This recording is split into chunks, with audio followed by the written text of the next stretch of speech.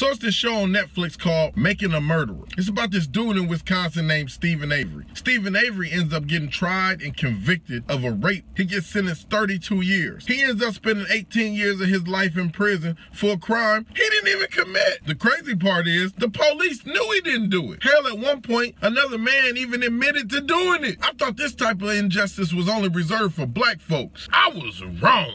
So anyway, with the advancements of modern technology and forensic science, they're able to use DNA to exonerate him. Now, for those of y'all that don't know what exonerate means, it's just a fancy word for clearing his name or proving that he's not guilty. Moving along. So, he get out of prison in 2003. He reunited with his kids, he's got a girlfriend, and his lawyer then looked at the case and decided that the police handled it so bad, they sued the county for $32 million.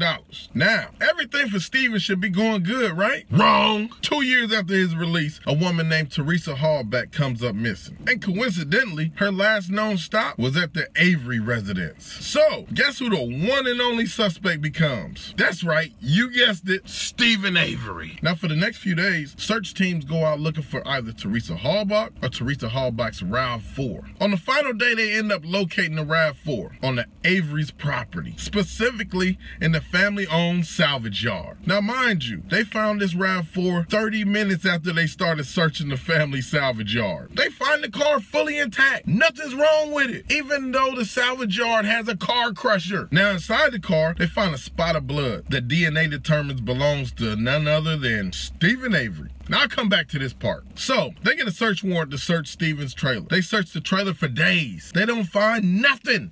Nothing! Finally, on the last day of searching, they look on the floor and see the keys to the RAV4 sitting right in the open. How did they miss it for 3 days? So now they got Stephen in custody. But people in the community, they think he's innocent. They think that the system is railroading him again. So now comes in 16-year-old Brendan Dassey, Stephen Avery's nephew. The cops decide to go pick him up from school and interrogate him without an adult present. Now, taking account that Brendan, how do I say this in a nice way? Brendan's not the sharpest knife in the drawer. Brendan's probably closer to a plastic butter knife. I mean, this kid is pretty slow. So the police are able to get him to go along with a story that they helped him come up with. This story includes him and Stephen raping, stabbing, shooting, and burning the victim's body. When you watch this interview, it's pretty sad how impressionable this young 16-year-old kid is. When he finishes this so-called confession, he even asked the detectives, what time can he get back to school? That right there should let you know he has no idea the seriousness of what he just confessed to doing. He don't even realize he's going to jail. While he's in jail, he calls his mom, who, not surprisingly, isn't so bright herself. He asked his mom, what does inconsistent mean? They said that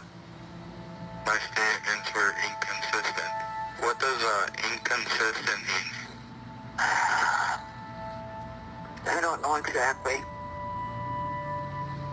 Maybe they're false or something? I don't know. Well, that's what I'm thinking.